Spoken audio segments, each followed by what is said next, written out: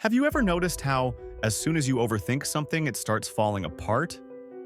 It's not because you lack skill or talent. It's because too much thinking ties your mind into knots. Let me tell you a story about a man who learned this the hard way. This man was no ordinary person. He was known far and wide as the magician of locks. With his exceptional talent, he could open any lock, no matter how old, rusty, or complex.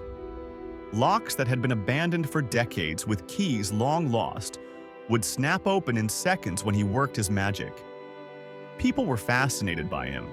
They invited him to exhibitions to demonstrate his skills, handed him ancient locks as challenges, and applauded as he effortlessly unlocked each one. His fame soared. He became a regular face on TV shows, sharing stories of his rare talent.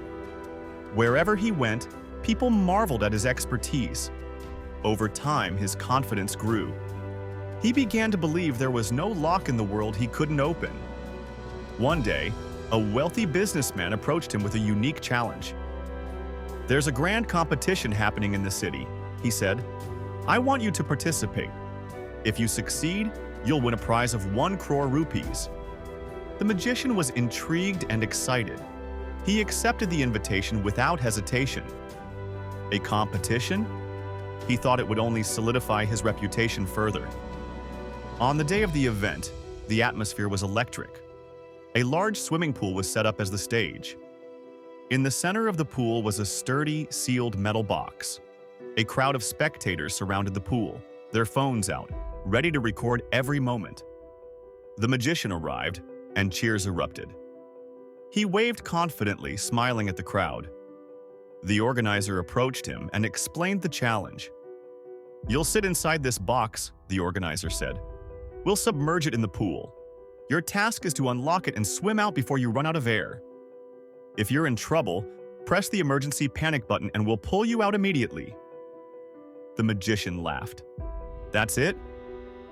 I've opened locks underwater before. This will be over in seconds." The crowd clapped and cheered as he climbed into the box.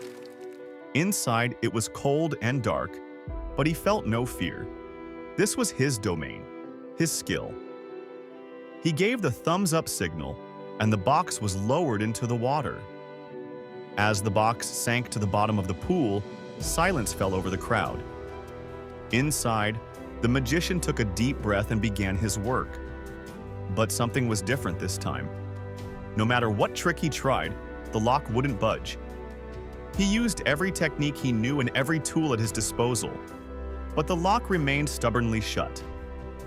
Sweat began to form on his forehead, even in the freezing water. His hands trembled. "What's going on? Why isn't this working?" As the seconds ticked by, panic set in. The silence inside the box was deafening. The pressure of the water above him felt heavier with each passing moment. "What if I fail? What if I can't do this? Everyone is watching. They'll all laugh at me." The more he thought, the worse it got.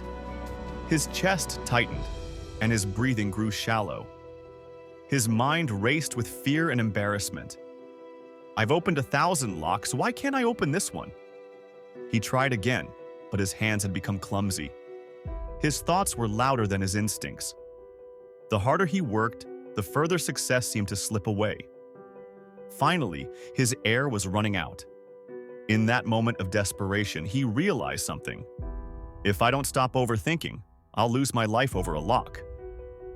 With shaking hands, he pressed the panic button. The team above acted quickly, pulling the box out of the water. As the lid opened, the magician gasped for air, his face pale with shame. He could hear murmurs from the crowd. He avoided their eyes, his confidence shattered. "They must think I'm a fraud," he thought. He shifted his weight inside the box to sit up, and suddenly, the door swung open. Stunned, he stared at the open door. The lock had been a trick. It wasn't real. The organizer approached him with a knowing smile. "It wasn't about the lock," he said gently. "It was about your mind. You let overthinking become your real obstacle." The magician was speechless. He looked at the crowd, not with shame, but with gratitude. "Today, I've learned the greatest lesson of my life," he said, his voice trembling. "Overthinking can make even the simplest things impossible. Sometimes, we need to trust ourselves and act without fear. In life, the greatest battles are often fought in our minds. Overthinking magnifies small problems, creates imaginary fears, and keeps us from achieving our goals. Whether it's a relationship, a dream, or a challenge, trust yourself and take the leap." Simplicity in thought leads to clarity in action.